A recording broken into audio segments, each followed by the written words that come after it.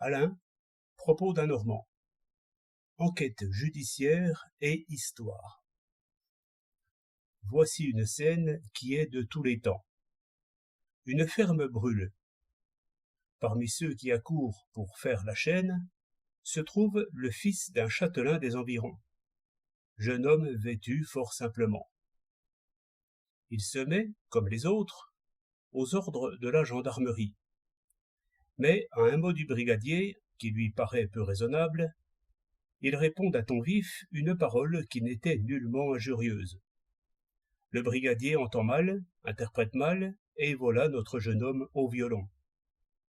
Il avait bien tenté de rétablir la vérité historique. Mais quoi? Les témoins avaient mal entendu. Le brigadier prétendait avoir très bien entendu. Et le témoignage d'un accusé ne compte point si ce n'est quand il avoue. Le voilà donc en cage, conformément aux lois de son pays. Alors, ayant invoqué en vain la justice, il employa d'autres moyens. À travers les barreaux de sa prison, il expédia un message à son père.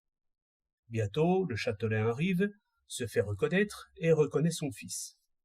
Alors, une lumière nouvelle éclaire l'événement et les témoignages.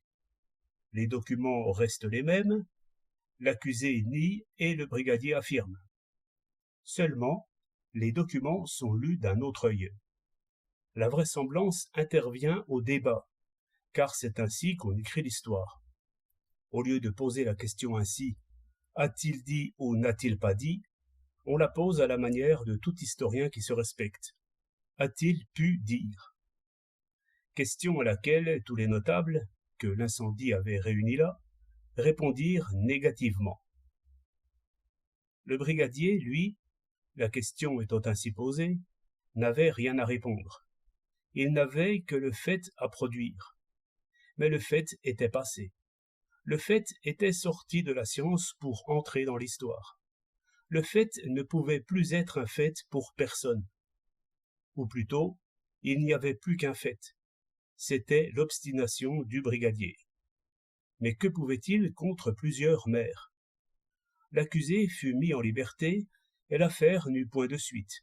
Sinon pour le pauvre brigadier, peut-être. L'homme qui n'a pas d'amis, s'il est une fois en prison, risque d'y rester longtemps. La vérité historique tombe dans le passé.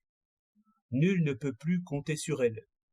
L'innocent n'a qu'une ressource, opposer, s'il le peut, un préjugé à un préjugé, et faire agir l'injustice contre l'injustice. 30 juin 1908.